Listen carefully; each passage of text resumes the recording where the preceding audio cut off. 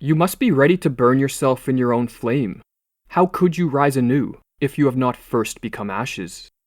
How can we remake our character? Can we become another as if born anew? Most models of human development place tight bounds around our capacity for self-directed change, for we are a conservative creature. We crave order and have a deep need for a stable sense of self. Change, according to these models, is best accomplished in a gradualist manner. We need to focus on taking small steps each day in the direction of the person we wish to become. We need to break down our bad habits, cultivate good ones, and over time these changes will accumulate to produce impressive results. This approach to self-change has a lot of merit and should be the approach that most people use in their pursuit of personal growth. But this is not the only way that we change, nor is it adequate for all situations. For while we are conservative creatures, we are also mortal creatures with a limited time and a limited capacity to endure suffering. Slow and steady change works well if we have a solid foundation from which to build, but if we have descended too deeply into our own personal hell, or if our life has become so dysfunctional that each small step forward is quickly nullified by everything that is wrong with our life, then the gradualist approach may not save us. Sometimes life requires radical change, not merely a change in a habit or two, but a change of such significance that it leads to what is known as a psychological rebirth. Fortunately, this type of change is possible and occurs in more lives than is often realized, or as the psychologist Michael Mahoney explains, rapid personality transformations do occur. Such change involves enduring shifts in people's sense of themselves and their perceptions of the world. The phenomenon of quantum change, or rapid transformation, deserves our continuing theoretical and research attention. It appears to be more common than psychologists had assumed. Moreover, we are wise to acknowledge the implications of such transformations for our ideas about human possibilities. But to what degree can this type of change be self-induced? While there is a lot of mystery surrounding this process, the idea of the rapid personality transformation, or psychological rebirth, has long piqued the curiosity of mankind. Modern psychology may not give this topic the focus it deserves, but there are some clues we can look to regarding the mechanics of this process, which may help us unlock the riddle of our own transformation. William James is one psychologist who spent a lot of time studying this phenomenon. Much of what he learned is detailed in his book, The Varieties of Religious Experience, and it is from this work that we can find our first clue as to what leads to a psychological rebirth. According to James, there is a certain type of person most susceptible to a rapid personality transformation, and it is the type of person most in need of one. Rapid personality transformations do not occur very often to those content with life, but instead are more likely to occur to those who have reached the darkest pits of despair. Acute suffering, a prolonged state of depression, a pernicious addiction, or utter disillusionment with life are the fertile soil from which the psychological rebirth is manifested. The securest way to the rapturous sort of happiness of which the twice-born make report has, as an historic matter of fact, been through a more radical pessimism than anything that we have yet considered. Many, however, are those who descend into a living hell, but relatively few are those who experience the transformation of self that leads to a reaffirmation of life. What differentiates those who remain locked in their misery from those who break free of it? By turning to myth, that most ancient source of the psychology of man, further clues about this process can be discerned, for the rebirth is one of the most common themes of mythology. Countless are the stories in which a hero or heroine is presented with great challenges only to overcome them and in the process to experience a radical transformation in their character. What many of these stories share in common is the element of the sacrifice.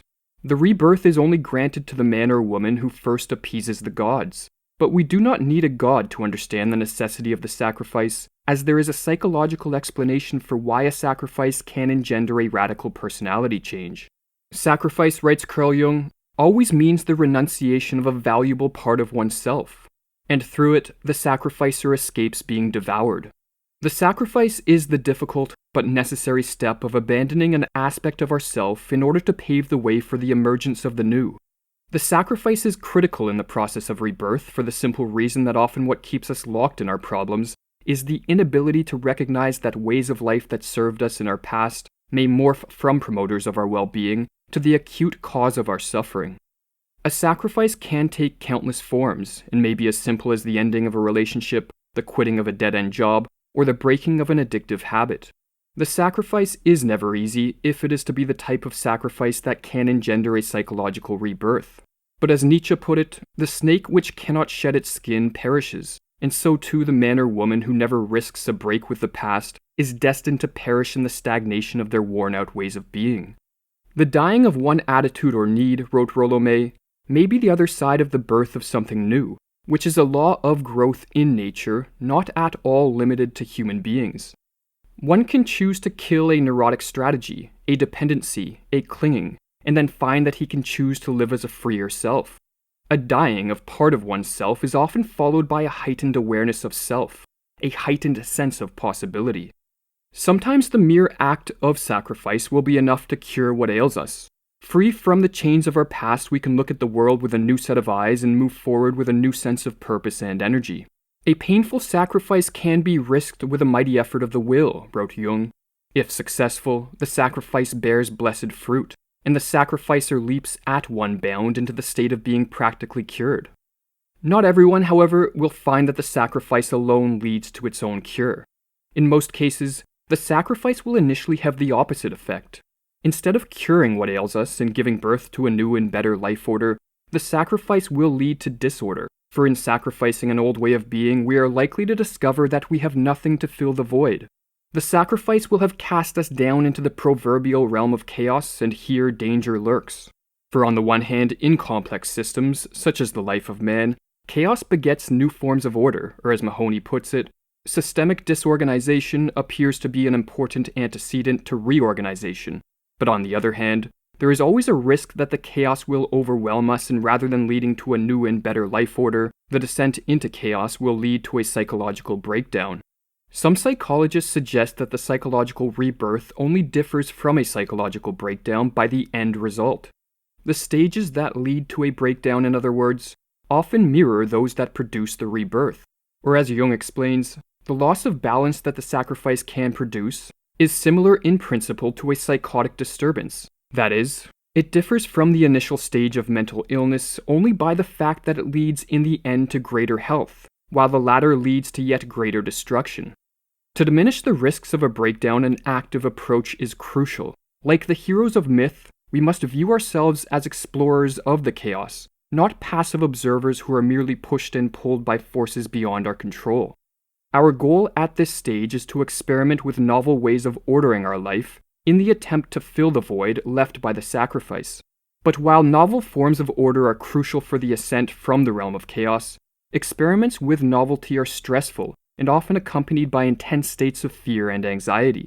If we can recognize, however, that this is a natural part of the process and not reflective of anything inherently wrong with us, we may find it easier to push forward despite the turmoil that surrounds us. Or as Mahoney explains, episodes of intense emotional distress and disorder often reflect natural, and yes, even healthy, expressions of an individual's struggles toward reorganization. Such struggles are not always successful, of course, but they may be viewed with substantially less fear and impatience if they are construed as the activities of an open, developing system in search of a more extensive balance with its world.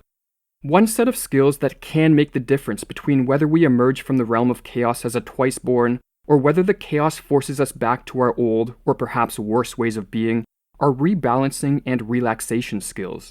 Practices like meditation, physical activity, breathing exercises, and other techniques of this nature can be crucial in our attempts to navigate the chaos into which we have fallen. When new experiences destabilize one's system, writes Mahoney, it is valuable to have skills in restabilizing and returning to a sense of safety and security. The more often one practices and refines such exercises, the more competent one feels in risking excursions toward the edges of unfamiliar experiencing. In the end, however, a voluntary descent into the realm of chaos is risky, even if we arm ourselves with tools that can make navigation of this realm easier. So knowing that a radical personality change is possible, and that a sacrifice may engender a psychological rebirth, do we make the leap, or do we instead stick to the less risky approach of the gradualist method of change? This is a question each of us must face for ourselves. But if we are already trapped in our own personal hell, the question that may be more appropriate is whether not making the sacrifice is perhaps the greater risk. For the realm of chaos is not only entered by means of voluntary sacrifice. More typical is an involuntary descent into these depths.